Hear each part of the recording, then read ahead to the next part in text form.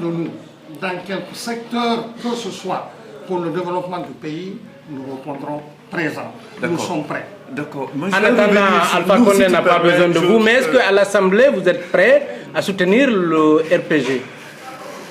Je ne sais pas pourquoi vous parlez du RPG. C'est comme si c'était le RPG qui avait le monopole des bonnes idées pour le pays. Parlez la question, je vais la reformuler mieux pour vous. Est-ce que la NGR est-elle prête à supporter toute bonne idée qui irait dans le sens de l'amélioration du quotidien du Guinéen? C'est la vraie question qu'il faut poser. Je réponds oui. Quiconque proposerait une quelconque idée, quiconque mettrait une quelconque idée sur la table qui irait dans le sens de l'amélioration du quotidien du Guinéen, la NGR sera derrière pour soutenir la personne qui aurait cette idée. À l'inverse, toute idée qui viendrait freiner aujourd'hui l'avancée démocratique de la Guinée, toute idée qui contribuerait à la stagnation du pays ou au recul du pays, je vous en donne ma parole, la NGR prendra la tête du combat contre ce camp. Donc que ça vienne de l'opposition, que ça vienne... On veut savoir de quel côté vous allez siéger à l'Assemblée. La NGR va siéger en indépendant. D'accord, monsieur Camara. Va siéger parce que la NGR n'a pas envie de se mettre Peut-être on va revoir un peu cette question. Ouais. Si vous n'étiez pas, si vous ne briguiez pas le perchoir, comme vous l'avez dit, est-ce que vous allez voter pour le candidat de l'opposition ou le candidat de la majorité, c'est-à-dire l'RPG Arc-en-Ciel? Nous sommes en train de vendre la peau de l'ours avant de l'avoir tué. Oui, mais on y est presque. Attendez ce moment. D'accord. Je vous laisse ma porte ouverte. Quand vous viendrez, je vous répondrai le moment venu. Ok. Mais attention, allez-y, oui. Vous avez affaire au secrétaire général du parti. D'accord. Ce secrétaire général du parti obéit à la volonté de ses militants. Ok. Chaque fois qu'il sera question de prendre une décision quelconque qui va engager le parti dans quoi que ce soit, la NGR prendra le soin de s'adresser à ses militants et de demander l'avis à ses militants. La décision des militants de la NGR sera la décision du comité exécutif et du bureau politique national de ce parti. Je voudrais revenir sur une question. Vous avez dit que le verdict de la Cour suprême est imparable. Si par ce que je ne vous souhaite pas, mais si par malheur, par malchance, la Cour suprême, par exemple, arrivait à vous enlever votre voix, c'est-à-dire votre seul candidat, c'est-à-dire vous, et que vous ne soyez pas député, selon le verdict de la Cour suprême, qu'est-ce qui va être votre réaction? Qu'est-ce que vous voulez que je dise par rapport à ça? Moi, j'ai confiance encore dans la Cour suprême de mon pays. D'accord. Donc, la décision de la Cour suprême sera la mienne. Je vais m'y plier. Donc, ça serait sans état d'âme. Mais ce que vous dites là... Vous n'allez pas descendre dans la rue comme... Mais pourquoi? Pour faire quoi? Pas assez de militants peut-être pour le faire. Ça, c'est vous qui le dites, monsieur nous. Ça, c'est vous qui le dites. Je vous le concède, ça c'est une provocation. Non, je sais que c'est une provocation. Ah ouais. Je dis, vous serez très étonné. Parce que vous vous retirez de l'opposition, vous ne nous dites pas où vous allez. Vous serez très étonné. La force de la NGR, ce n'est pas celle de l'opposition. La force de la NGR, c'est sa force propre. Et la force de la NGR, c'est une force avec laquelle il faut compter. Je vais commencer peut-être à faire en sorte qu'on parle beaucoup plus de la NGR que cela ne l'a été jusqu'à maintenant. C'est parce que nous avons été suffisamment taiseux. Parce que la NGR, ce n'est pas un parti qui est trop bavard. La NGR, c'est un parti qui agit plutôt qu'un parti qui parle. Mais on va chercher à occuper les deux terrains. Non seulement nous allons agir, mais nous allons dire aussi ce dans quoi nous avons agi. Comme ça permettra aux gens de se rendre compte que la NGR, effectivement, est un parti qui vit sur le terrain et qui existe, parce qu'il parle aussi. Monsieur Camara, est-ce que vous n'êtes pas devenu un parti taiseux parce que et vous avez perdu de votre superbe à cause du départ de Faya Milimono? Est-ce que depuis le départ de Dr Faya Milimono de la NGR n'a plus jamais dit un seul mot? Moi, j'étais ici à peu près 1 an et demi après la démission de Dr Faya Milimono. Je pense qu'on a très très souvent entendu parler de la NGR sur toutes les radios, sur pratiquement toutes les télévisions aussi. Et chez les militants aussi, vous mais, dites, par exemple. mais oui, absolument. Je vous dis que la NGR, c'est un parti qui a choisi de parler très peu. Les interventions de Dr Faye Aminimono, du temps où il était le porte-parole de l'opposition, c'était davantage la voix de l'opposition que la voix de la NGR. Il faudrait bien préciser ça aux gens. Et comme je l'ai toujours dit, personne n'a jamais été indispensable nulle part.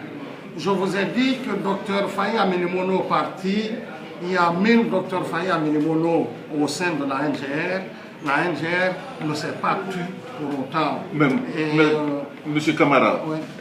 Les deux principaux leaders que vous et AB, vous vivez tous de loin de la Guinée. Vous-même, vous êtes en Belgique, M. Abessila vit aux États-Unis. Est-ce que du fait de cette absence-là, c'est ce qui n'a pas donné le résultat que vous avez eu lors des élections législatives? Parce que force est de constater que au premier tour, les résultats que vous avez eus étaient plus importants, plus honorables que les résultats que vous avez eus. Est-ce que du fait de votre absence et de la défection ou du départ de Faye Aminimono et les deux principaux leaders que vous vivez tous deux à l'étranger, est-ce que ce n'est pas ce qui a donné les résultats que vous avez obtenus? Je vais vous demander d'arrêter de parler de Faye Aminimono. Nous sommes en train de parler de la NGR. Dr Faye Aminimono est du bloc libéral. Nous sommes en train de parler de la NGR. Pardon, arrêtez de parler de Faye Aminimono. C'était une des voix audibles de la NGR. Attention, je vous en prie, je dis la voix de Dr Faye Aminimono, c'était la voix de l'opposition. Ce n'était pas la voix de la NGR. C'est vrai que Faye Aminimono a porté sur ses épaules, à un moment donné, toute la charge de la NGR, parce qu'en le voyant, au lieu de voir la NGR, au lieu de voir l'opposition, c'est la NGR qu'on voyait d'abord, effectivement.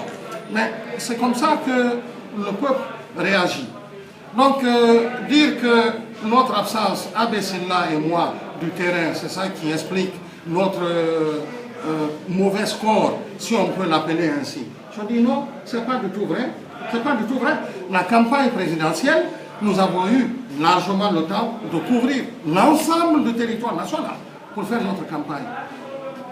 Nous avions dit, je pense que si vous demandez à Gangan TV, mes récentes interventions, je ne sais pas si c'était au mois d'août ou au mois de septembre dernier, j'avais dit que dans le cadre de ces élections législatives, la NGR n'était pas un parti qui était gourmand, parce que la NGR est un parti qui croit dans les vertus de la diversité.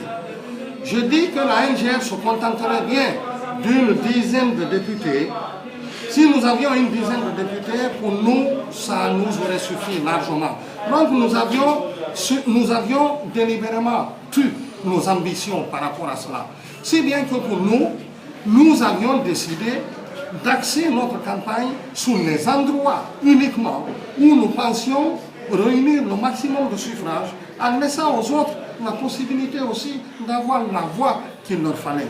Si bien que notre campagne a été axée essentiellement sur Kindia et sur une petite partie de la Basse-Guinée. Quand je dis une petite partie de la Basse-Guinée, c'est d'ailleurs un peu trop dire, parce qu'on a tout simplement ciblé Forêt-Carrière et la commune de Matoto. Tout simplement parce que pour nous, le nombre de députés qu'on aurait obtenus là nous suffisait largement. Donc si les résultats qui ont été annoncés n'ont pas été fidèles à ce qui a été exprimé dans les urnes, on n'en fait pas une maladie. Un député, ça vaut ce que ça vaut, mais le député, il ne vaut que par la qualité et que par les valeurs que ce député incarne. Et ces valeurs que nous incarnons, je voudrais bien encore le réaffirmer, si ça peut être le mot de la fin. Ces valeurs, c'est des valeurs de rassemblement du peuple de Guinée. Ce sont des valeurs qui vont constituer à faire en sorte qu'à partir de l'instant où la Cour suprême se sera prononcée, les Guinéens continuent d'évoluer dans le même sens, dans la même direction, mais cette fois-ci pour s'attaquer uniquement à l'essentiel. Je vais rappeler encore cet essentiel qui est le résumé du programme de la NGR. Cet essentiel, c'est l'éducation et la formation professionnelle de nos jeunes. Cet essentiel c'est la santé, les problèmes de santé dans nos pays. C'est essentiel, c'est les problèmes de l'habitat. Je salue en passant le courage et la volonté du pouvoir actuel qui a commencé à lancer un chantier à Kipé de logements sociaux. Je les félicite parce que cette politique de l'habitat, il faut faire en sorte que le pays soit désenclavé, que les gens vivent dans des meilleures conditions d'épanouissement. Après l'habitat, c'est les petites et les grandes infrastructures. Quand je dis les petites infrastructures, ça veut dire qu'il faut commencer par l'entretien d'abord du peu que nous avons. Ça a manqué d'entretien, il y a des trous partout, il faut responsabiliser les gens. Quand vous voyez un trou devant votre porte, n'attendez pas que le patron de l'entretien des routes vienne.